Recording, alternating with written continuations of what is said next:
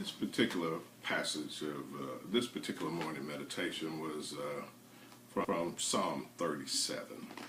I'd like to just transfer a thought into your hearing. Psalm 37, verse 23 through 25, reads as follows: The steps of a good man are ordered by the Lord, and he delighted in his way.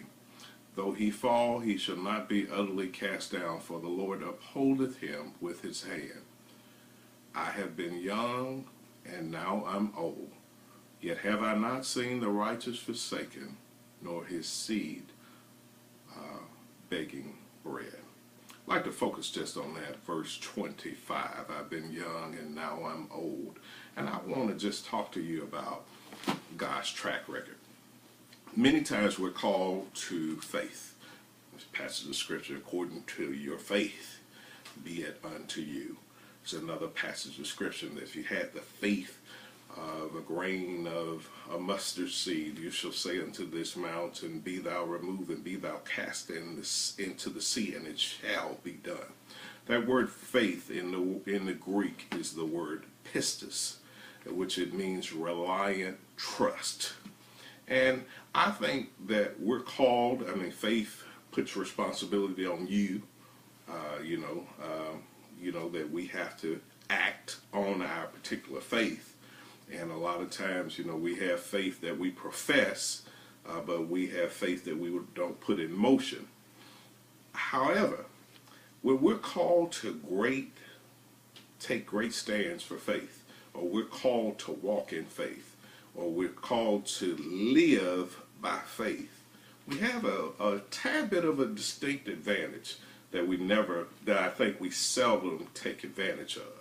In this particular text, David said these words in Psalm 37, verse 25. He said, I've been young and now am old, yet have I not seen the righteous forsaken, nor his seed begging bread.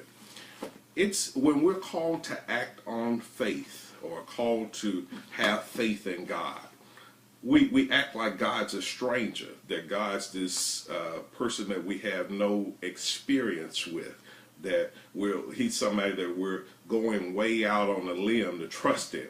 But I'm coming on this morning meditation with boldness to tell you that our God has a track record. David knew that God had a track record. He was able to look at some of the high points in his life when he was young. He was able to look at some of the low points of his life when he was young.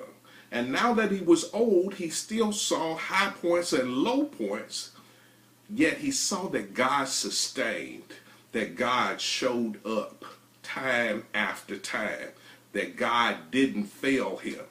Our God has a track record. When you're called to walk in faith, it should make it easier to walk in faith because our God has a track record.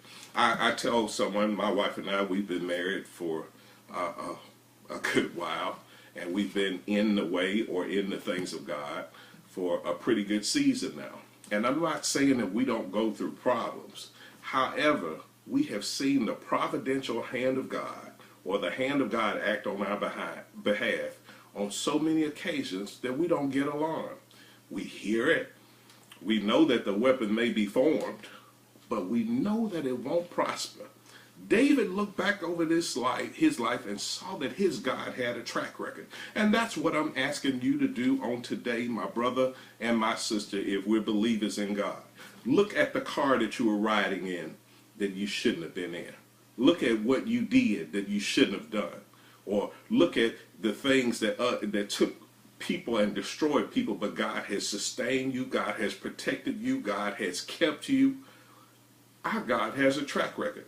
David said he looked back all over the landscape of his life. Going back from when he was an innocent infant, into his days of being a tiny tot, or into his days of being aching adolescent, or being in his tender teens, his roaring 20s, his tantalizing 30s, his primetime 40s, his feeling fine 50s. Maybe he's in this particular text in his sit-down 60s, or his sizzling 60s, or his sit down 70s, or maybe he was even in his aching 80s or nostalgic 90s. But when he looked back over his life, he saw the providential hand of God on his life.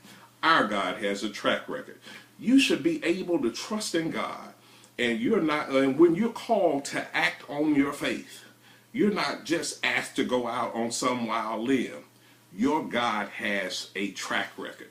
Your God has credentials. Your God has shown up time after time. The scriptures declare that his word won't return unto him void.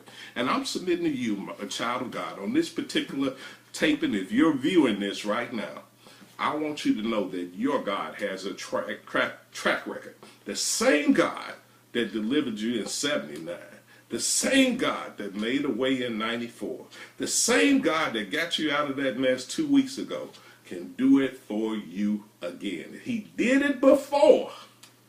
I want to let you know that he can do it again. Hebrews 13:8. Jesus Christ the same yesterday, today, and forever. My God has a track record. Your God has a track record. It's easier to trust in God when you look back over your life and seeing what he's already done. To know that he hasn't been pushed off of his throne, that no one's taken the air out of his glory, that God's still in control. And if he did it for you before, I submit to you that he can do it for you again. Trust in your God's track record. That's my prayer to you. That's my morning meditation. Be blessed.